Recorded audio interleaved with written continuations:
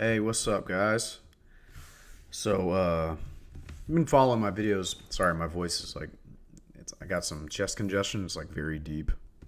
So also the retaining and the chest congestion combined gives a little Barry White action.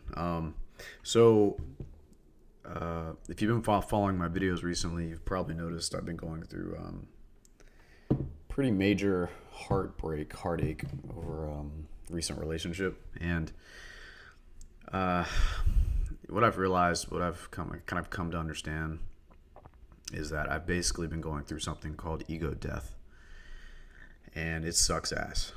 Um, it's like watching myself die while I'm still alive, if that makes any sense. In my whole life, I've kind of been in my head, my whole life from being a little kid. I've had some neurotic tendencies or anxiety and fear and second guessing things. And what it feels like's happening is that there's two minds. You have your brain, your mind, and then you have your heart mind. Or your soul, if you want to connect the heart and the soul. And it feels like my soul is cleaning out my ego, or maybe my soul is updating my ego, like a software update. Like when you update your phone, like the software, it feels like the soul and the heart is taking over the mind. And while it sounds like a good thing, I've never been through this much pain in my life. I mean, I am crying all the time. I'm constantly thinking about her. I feel like a different person. All my values are changing about what I want in life. But ego death is really you coming back to yourself. It's you coming back to that soul that you felt when you were a child. All these things we build up, these fears and these things that we think we want, they're not real. Like, if we're not guided by our heart and our soul, we're not guided by anything. We're guided by lack and scarcity and programming. So if you're going through something very difficult, I can tell you that in the pain there's something happening. Because if you're feeling such despair, like you're dying, then something is being reborn in your soul, in your space. Something's being reborn, and it's up to you to figure out how to raise that new birth and fill that void with you, with yourself. I always was looking for something to fill this void in me, through friends, through girlfriends, through validation, sex, all these things. It feels like all that stuff is being purged for me to fill it with myself again.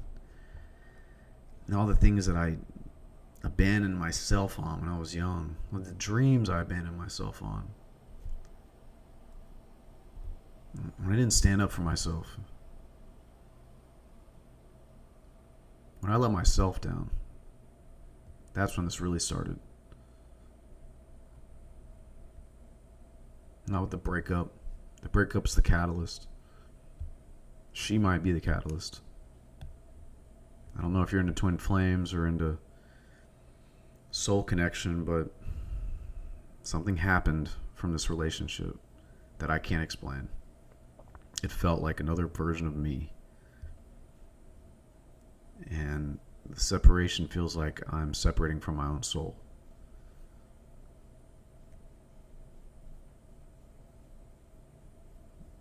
And I I think the lesson that I'm learning is